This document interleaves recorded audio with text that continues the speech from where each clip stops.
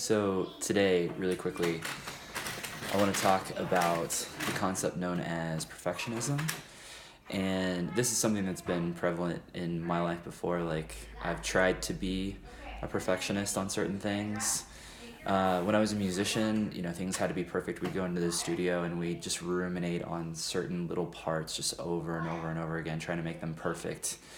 And sometimes it was a good thing because it pushed me, and then most of the time it just prevented me from doing things.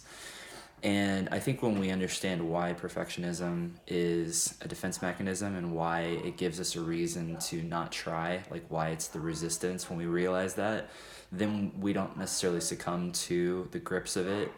Because there's a perfectionist in every single one of us. Even right now, like kids are in the background and this video is not going to be perfect.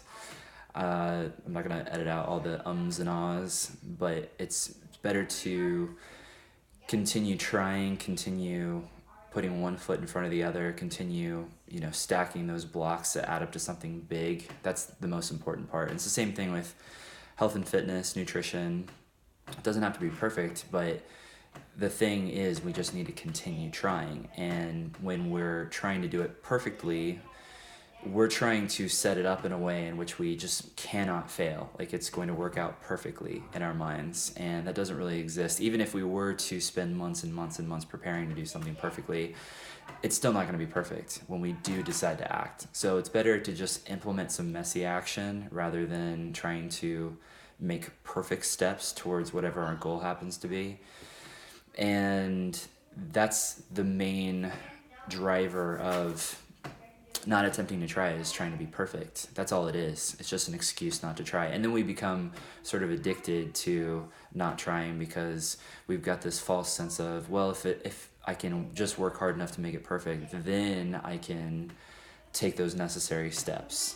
And it just doesn't work like that. Like, you tend to make things happen as you go. You correct course as you go. Nothing ever ends up exactly the way you plan it anyways. So it's better to just move in the direction of your goals and course correct along the way. Messy action is better than no action, and the price of inaction can be steep. So if you ever find yourself feeling like you need to make it perfect, or you're having those perfectionistic tendencies, just recognize that it's just your brain trying to keep you safe, and it's just an excuse not to try.